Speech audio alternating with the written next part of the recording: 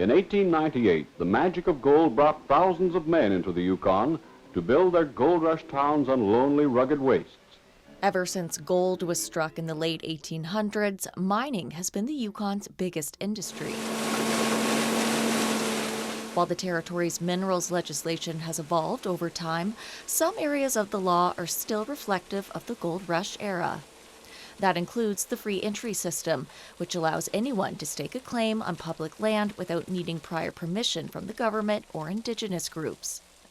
The legislation is just so old that it needs to be modernized, especially in the face of our modern treaties and our final agreements. The Yukon government agrees it's time for change and has been working alongside First Nations to revamp its minerals legislation since 2021. The next milestone in the process, a legislative framework, was recently tabled by the government. While not an official law, the framework is a roadmap for how the legislation should be developed, while also balancing First Nations rights, industry interest, and environmental protections. But Nacho Nayakdan says it can't support the framework in its current form.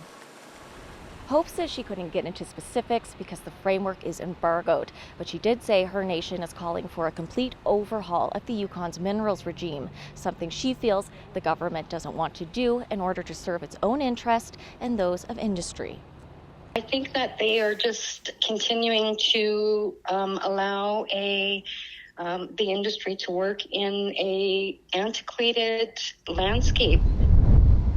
Nacho Nayakdan isn't the only one unhappy with the framework. The Yukon Chamber of Mines says it doesn't feel it's been adequately engaged in the drafting of the framework and has concerns surrounding unreasonable consultation schedules for its members. Our members are very busy this time of year. People are trying to learn or earn a year's wages in a 3-month season. While it also couldn't comment on specifics, it did say the framework includes what it feels is sweeping changes that could impact industry. There are certain conventions that industry follows around the world that are important, particularly if we're going to remain competitive.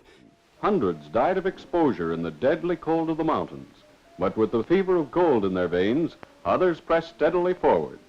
While some of the territory's mining laws continue to reflect the past, at least for now, Hope feels new and improved minerals legislation can shape the territory's future for the better without compromising First Nations rights.